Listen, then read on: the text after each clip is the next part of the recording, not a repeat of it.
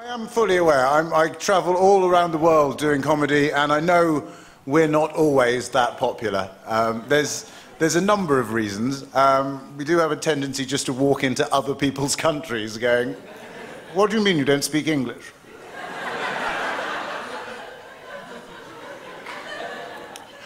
The other one is, of course, that we're very good, historically, over the centuries, we've been very good at discovering things. Quite often, countries. We discover countries that, that a lot of people are already living in.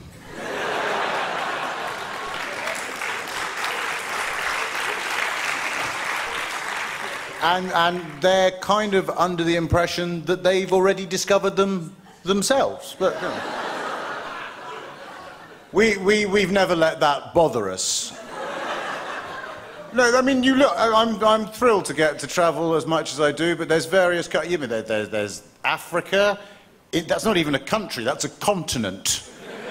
We discovered Africa, we discovered India, then we discovered Australia. That's 3 continents, right, that we discovered. There's only 5 continents with people on them. The other 2 are full of penguins going, "I hope the British don't turn up."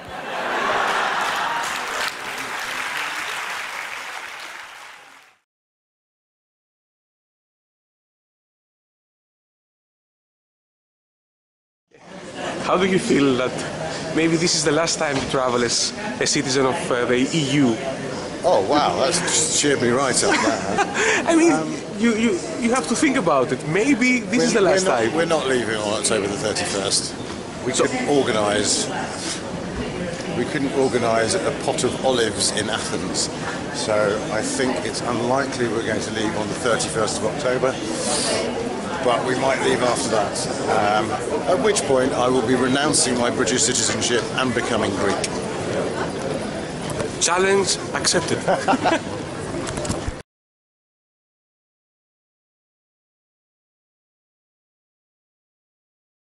It's just a terrible joke.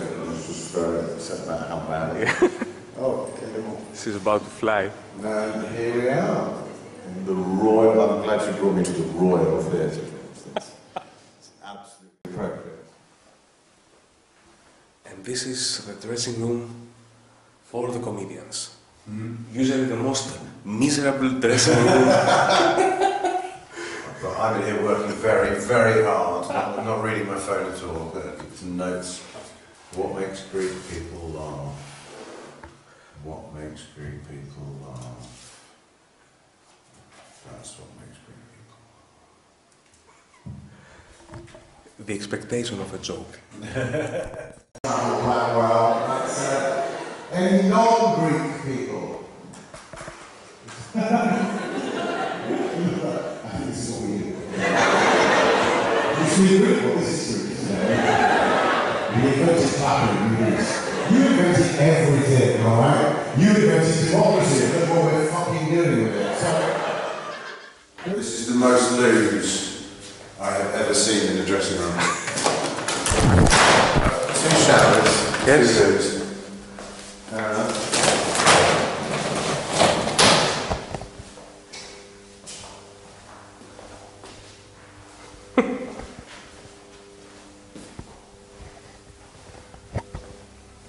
Και εδώ είναι το γερμανικό καταφύγιο.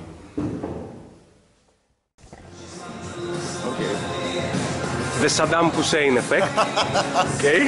If the show goes really badly tonight, this is my plan for afterwards. Okay. Read the contract again. That's to save my life.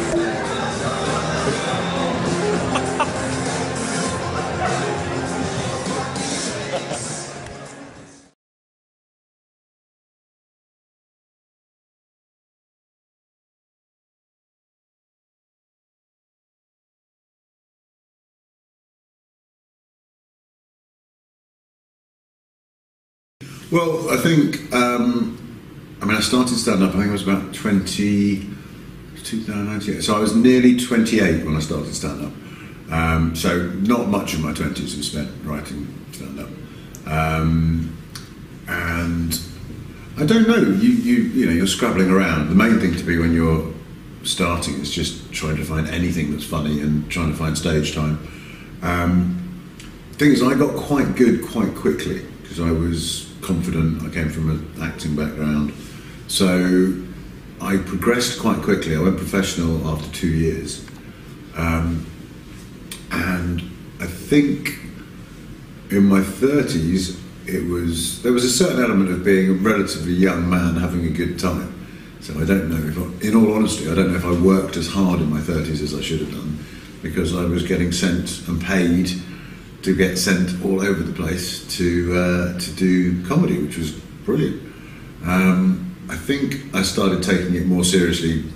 I mean, I always took it seriously, but I took it more seriously as slightly less of an excuse to have a good time. When you get into your 30s, I mean, I was married and then that didn't work out, so that changes your perspective. When you hit your 40s, you realise, you know, you're an adult, despite the fact that your job is really not a job that fits an adult. I mean, standing up, it's the best job in the world, but going all over the world, talking into a microphone to make strangers laugh is no job for an adult human being. I think, you know, I mean, as a topical comedian, things come around that go around. But I mean, we had a moron in the White House at the beginning of the century, and we thought they couldn't get any worse than that. And now you look at what we've got, and there's an element to which jokes get reused or reworked. And so yeah, for topical stuff, quite a lot of stuff does come around. But at the same time, the sort of spread of populism that we're seeing now is.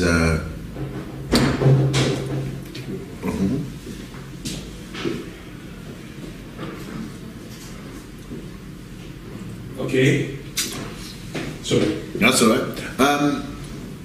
Yeah, the spread of, as a British comic now talking about Brexit and the spread of populism. I think I'm probably angrier about stuff than I was because there's more to get angry about. But anger's very relative. I was furious about the Iraq War. I'm now furious about Brexit. I think you can never get worse at stand-up by doing more of it. So I'm probably. I think I'm a better writer now. I think you're always getting better. The experience. There's something about the. I've never had a problem standing on stage and looking confident. And confidence is such a big part of stand-up. If you don't look like you're going to make them laugh, they're not going to believe you're going to make them laugh.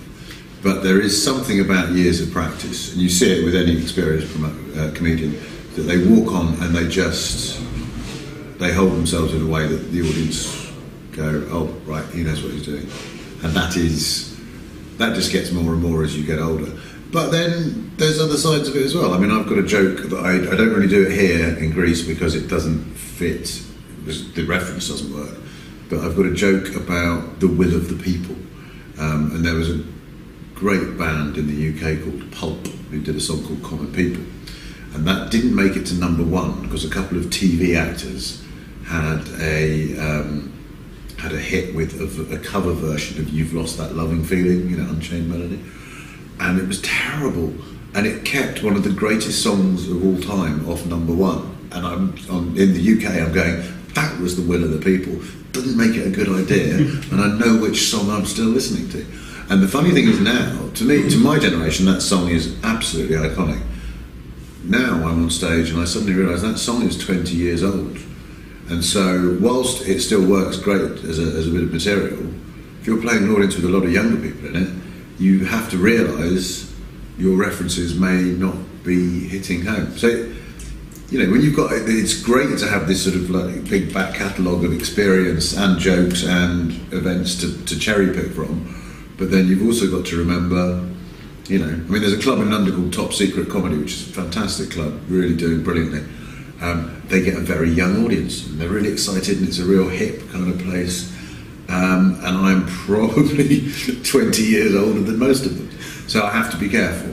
But you know, as long as what you're talking about is relevant and funny, and you don't you don't stick with references that don't work, but that's why you're constantly editing, making sure you get it right.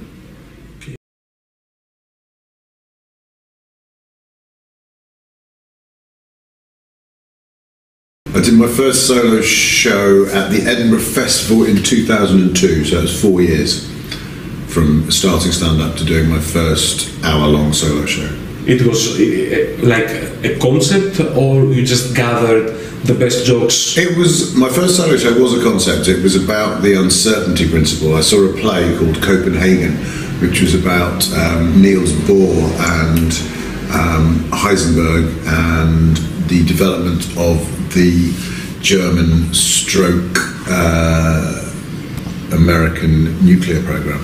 And it struck me that it was quite a good metaphor for stand-up, that because the uncertainty principle is by observing something you change it, and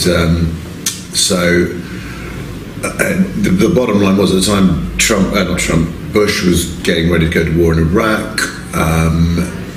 He was claiming he knew things. It was a lot to do with claiming certainty as well. Mm-hmm. Anyone who claims they know what they're doing doesn't. I mean, Socrates, all I know nothing. I know. And always good to get a Greek philosopher into the conversation. But so it was basically the idea of anyone claiming certainty was lying. They didn't know what they were doing. Tied up with a kind of view of stand-up comedy is the uncertainty principle. I had a lovely joke that this show was great until you came in here and ruined it by watching it. And it was but it was quite a loose theme, so I could hang material on it that was mostly topical. And yeah, I did that at the Edinburgh Festival 2002. The guy in the room after me was a guy called Alan Carr, who's now a huge chat show host in the UK. The next year I did 2004 I did a show. The guy in the room after me was Russell Brand, who's now a huge comedian. Basically, the thing to do in the early 2000s was be at the Edinburgh Festival on just after me, and you were guaranteed stardom.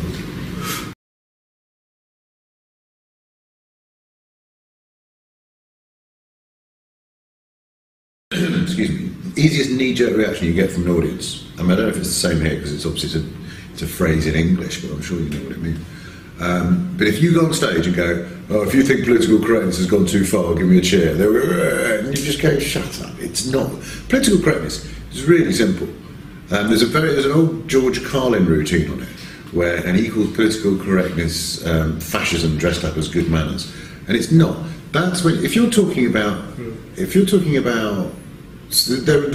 the political correctness debate started, and it was stuff like calling the disabled differently abled and some really sort of tricksy terminology. Yeah, that wasn't the point. The point of political correctness is very simple. The point of political correctness is to not go out of your way to offend people.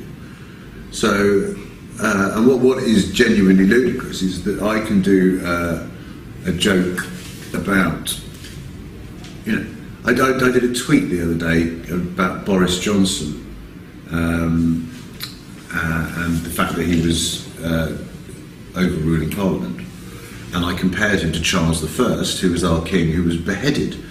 This was on Twitter, and I had a couple of people go, "Oh my God, it's just unbelievable! They're threatening actual death now." And not even talking to me, just going, "It is so scary how these Remainers," and you just go, "Hang on, that is a historical fact that I'm alluding to. There's nothing wrong with that. I am in no way calling for Boris Johnson's execution. What I find offensive is that the Prime Minister of my country is breaking the fucking law. That's offensive. Getting their knickers in a twist about terminology around beheading. Work out what you're offended by.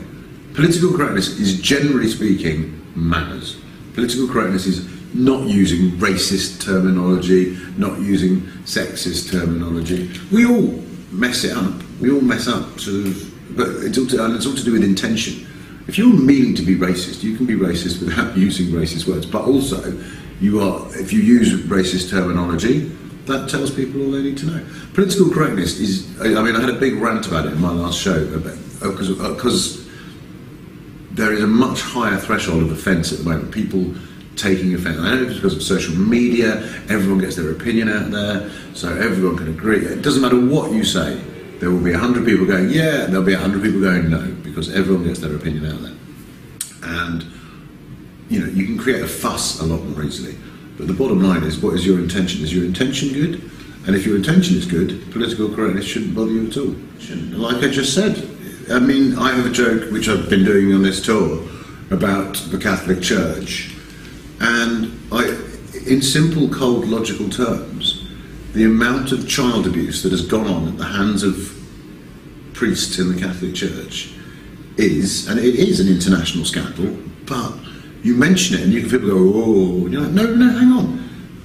It's disgraceful, it's despicable that these people who are held up to be moral guardians, and they are sexually abusing children, lots of them are. This has come, you know, so you're going to get offended by me talking about it, or you're going to get offended that supposed moral guardians have been fiddling with children. So again, it's the intention, and I do tend to, I think one thing, and we were talking about how long I've been doing it, the experience of knowing that I can tell an audience off. And that doesn't matter whether it's about a subject that is relatively controversial. I mean, you know, as you know, I've done a whole show about my wife's cancer. There are people who will say you can't do jokes about cancer. You can, and it was funny, and it got nominated for awards, and it's fine. If I'd come out going, oh, kids with cancer is a funny thing, then you're like, what are you talking about? What's your doing? No, that's not it at all. But there is no subject off limits.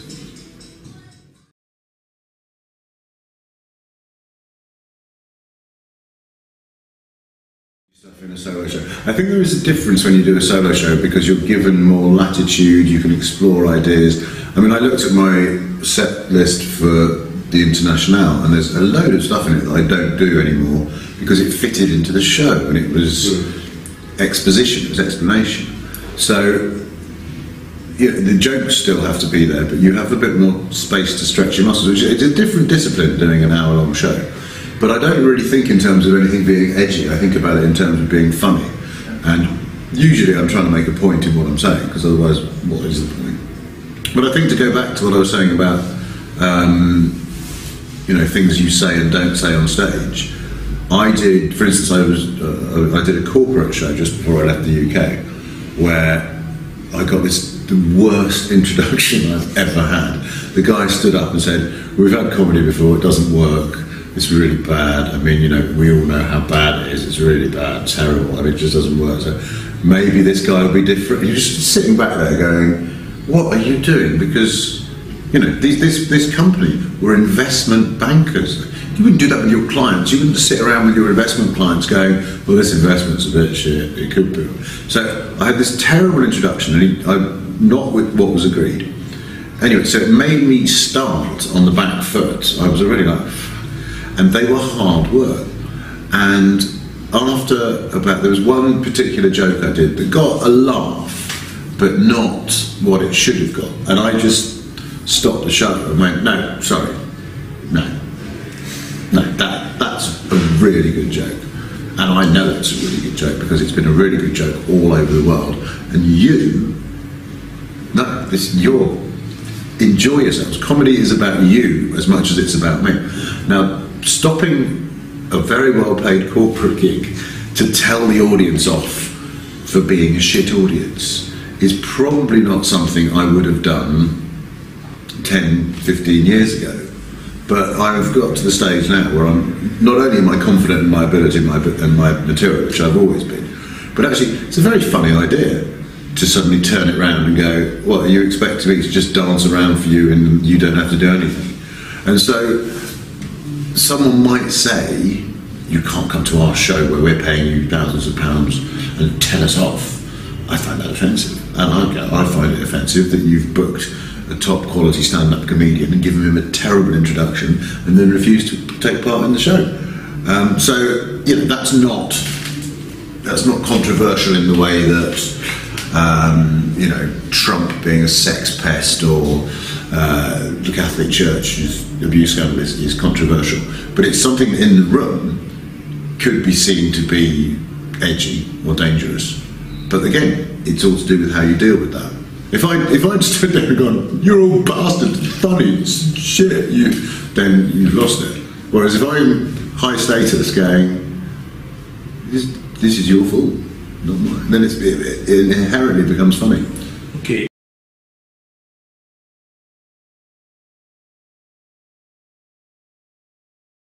I think that it's such a huge part of stand-up. I mean, like my favourite, one of my favourite things to watch is an actor. It's such a difficult trick to pull off. An actor who makes the audience think he's shit, and then slowly proves that he isn't. So really, there's a few actors. Funny enough, my brother, bless him, my first marriage did the best man speech, and it was in Ireland where everyone's an orator, and he was just sort of deliberately a bit ambling and crap at first. And everyone was like, "Oh, and then he sort of, and it was a really very, very good speech. And I always remember just, fair play. Because, if you convince someone you're not very good, but you've got the ability to keep them there and then slowly reel them in, that's brilliant. But again, that's to do with, but you have to have enormous confidence in what you're doing to let them go for you to reel them back in. But the other things, I mean, again, I think it all stems from that relaxation of thinking you belong there. I will go on stage now and quite often talk a lot more about, what's around me on the stage. I mean, when we did that theatre the other night, the amphitheatre, and there was dogs making a barking noise over there, and there's a big screen behind me and broken, and you talk about that, and people can then sense that what you're doing is immediate and clearly made up and on the spot, and that's fun. That's fun for them. It's fun for you. You're clearly having fun. Obviously, you can't do a whole show like that, but it's sort of the illusion you create when you see really great improvisers like Ross Noble or someone. I mean, he does create that impression. If you work with Ross a couple of nights in a row, you realise he really isn't improvising nearly as much as you think he is. But yeah, I think, but that's all delivery. That's all delivery. And then the subjects, there's no bad subject. Any subject's up for it. Any subject you touch on that has been touched on before is. I mean, I found out I've got a joke that does really well with Greek audiences about when my daughter was born, saying that I didn't feel a bond because my wife was in labour for 5 days, and after 5 days I didn't feel an incredible bond. I felt terrified about the cost of the parking, and that they love it here. So obviously parking in Greek hospitals is very expensive. That works brilliantly in the UK, but then I found out I did it at a gig a couple of weeks ago, and I was headline act. And it went fine, but it didn't get the normal laughs again. And I got a text from one of the other acts going, "Apparently we've got a very similar joke." And so there's subjects there that you will cover. And all that means really is, I mean, I know he didn't nick it from me, I didn't nick it from him. I'm not giving up the joke, but if I'm on the bill with him, I will be careful. So, yeah, I think there's no... Well, it's the old phrase, there's no hack subject, only hack comedy. So if you're another guy getting up talking about airplane food being terrible and, they go in waves, don't they, the sort of the generalised subjects. And as soon as you hear someone talking about those ones, you go, well, this is going to have to be good. But yeah, it doesn't mean you can't do a great routine about airport food. Okay. I mean, I've got a new routine about dangerous animals in Australia. That is not a new subject, but it's a routine that does very well because of how I've written it. Okay.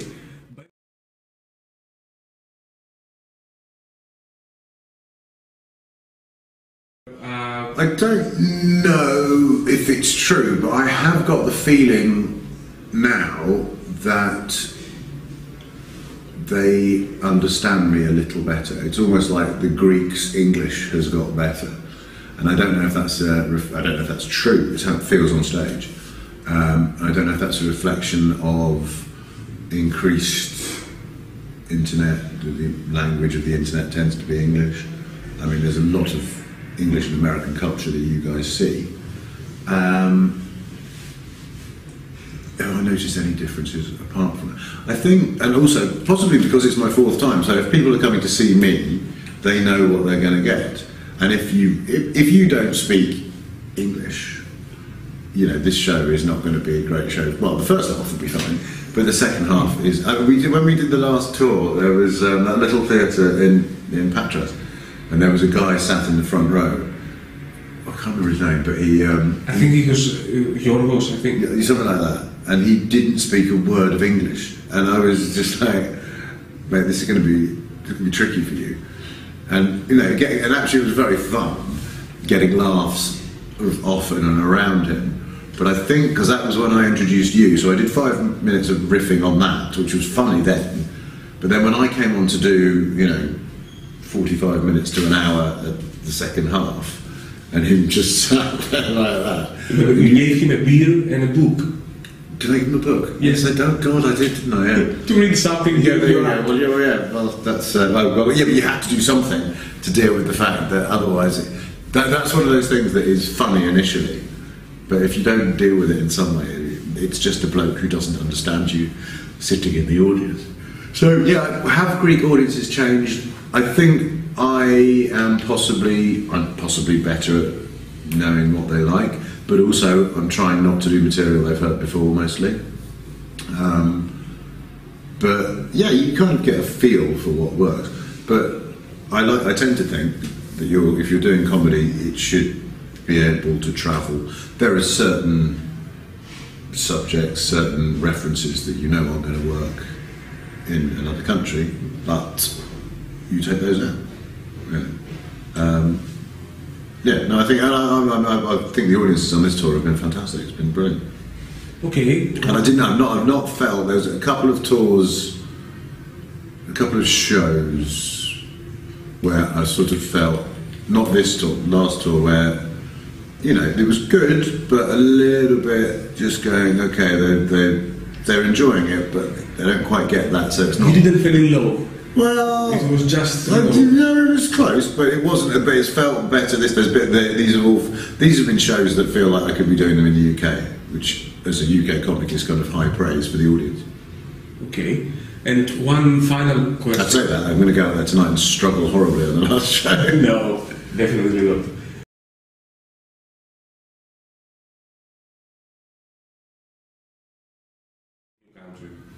I tend to find that I find stuff quite quickly, especially if I go and do like a proper bit of time there. Like when I went to New Zealand, I worked up a New Zealand bit very quickly, and to be honest, actually, it's a very good way of writing because you have to, and then, but it stimulates you. It stimulates you if you go somewhere, and you know, I went to New Zealand, and we went on the first week.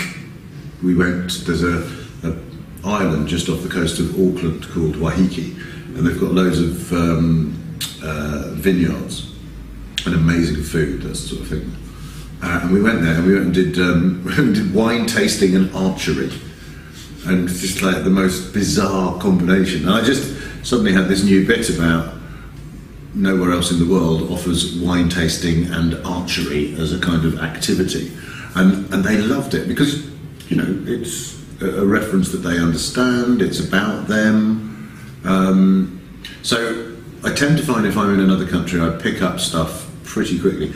Actually, I wish I wrote that quickly as I do when I'm in another country, because you sort of go, I have to have stuff about these people. And then, I mean, then it's just a matter of taste, really. If you go, that, I don't think that routine will work there. You know, I can't do it. I've got a bit about a man by a thatched cottage in Kent, which Kent is a county of England, but if I did that here, they'd be going, Kent, what's thatched? You know, why would you do that? That's silly. This has been a real pleasure. I would like to thank George for having me. I would like to thank you all for your Greek hospitality. My name's Alistair Barrie. Thank you. Good night.